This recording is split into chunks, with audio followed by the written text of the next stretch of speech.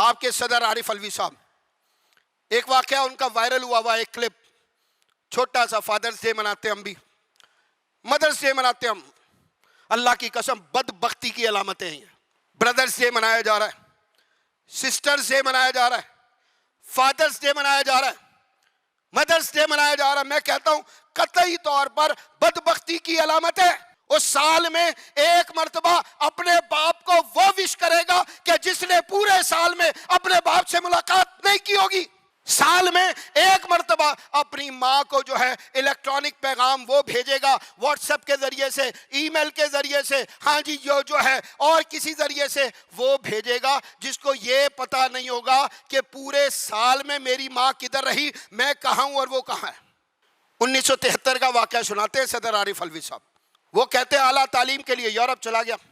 آپ ہمیں کہتے ہیں ہم ان کو آئیڈیالائز کریں، سب سے پہلے اپنے باپوں کو گھروں سے نکالنا پڑے گا، ماؤں کو گھروں سے باہر نکالنا پڑے گا۔ آپ ہمیں اجڑ کہیں، آپ ہمیں گوار کہیں، آپ ہمیں جاہل کہیں، ہمیں یہ اجڑ پن، گوار پن اور یہ جہالت دل و جان سے قبول ہے۔ 1973 کا واقعہ سناتے ہیں، کہتے ہیں کہ یونیورسٹی میں ہوتا تھا میں، میرے ایک پروفیسر تھے، وہ کہتے ہیں کہ میرا سنڈے برباد ہو گیا، اتوار برباد ہو گیا۔ تو وہ کہتے ہیں میں نے اپنے پروفیسر سے پوچھا کیا آپ کا اتوار کیسے برباد ہو گیا؟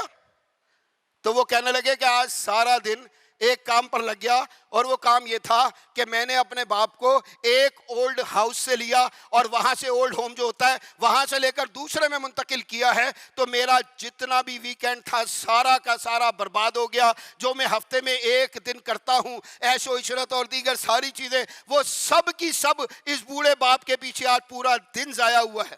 یہ سکھائیں گے ہمیں، یہ سکھائیں گے ہمیں۔ ہاں جی، بڑے اعلیٰ قسم کے لوگ ہیں، بچہ جوان ہو جائے آپ کا اختیار رہتا ہے اس کے اوپر، آپ کا اختیار رہتا ہے اس کے اوپر۔ بچوں کی جوانی کے بعد یورپ میں اپنا مستقبل جو ہے وہ ڈھونڈنے والے دوڑ دوڑ کر پاکستان آنے کی کوشش کیوں کر رہے ہوتے ہیں؟ ابھی ایک بھائی سے بات ہوئی، ہاں جی، یو کے کی شہریت موجود ہے ان کے پاس اور ان کے بچوں کے پاس، لیکن کہنے لگے بیٹی کی شادی کرنا چاہتا ہوں، بیٹوں کی شادی کرنا چاہتا ہوں، پاکستان میں کرنا چاہتا ہوں، وہاں نہیں۔